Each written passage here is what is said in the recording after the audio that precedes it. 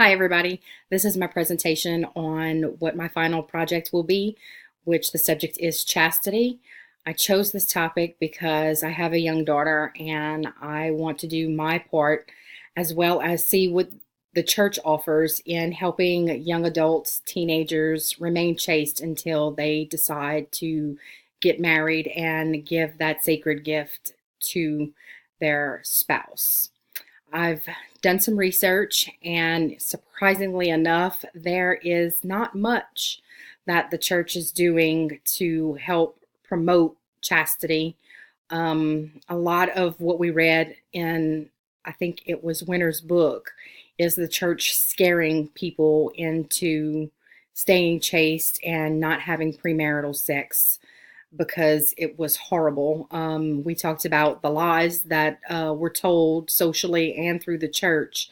And some of these lies are making teenagers kind of wonder what it's about, and they're actually trying it instead of staying away from it. A couple of articles I found both talk about true love waits.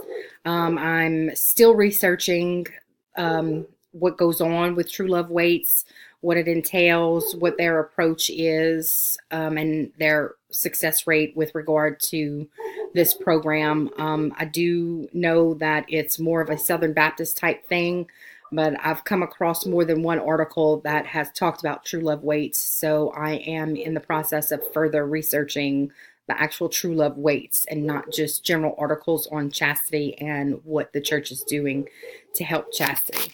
I did read an article that I found on CCU's website, the school's website for the library, and it does have studies that prove that children that are raised in a religion, I guess an organized religion, do have more of a successful rate of staying chaste until they are married. One approach that I thought was very cool and was not an approach that I had heard of before was instead of scaring teenagers and young adults into not having premarital sex, they tell them how beautiful and how wonderful sex is, but they only way they will reach this is if they wait and give that to their spouse.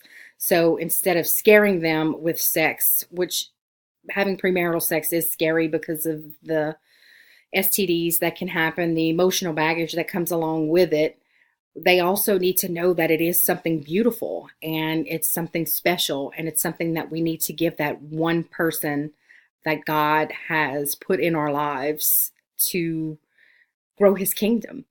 And it's a connection that you can only have with your spouse, because the more you do have relations with your spouse, the more your relationship and your intimacy grows, not only on a physical level, but on an emotional level.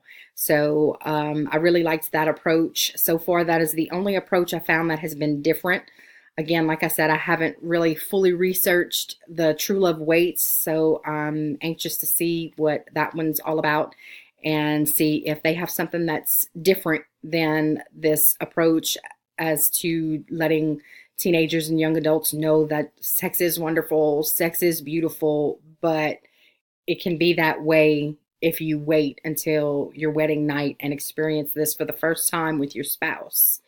I'm also finding a couple of articles that are more geared towards females than males. I did read one where they also tell the men or the boys, young adult men, that not only is the gift from a woman staying chaste, but the gift that they can give their spouse if they stay chaste.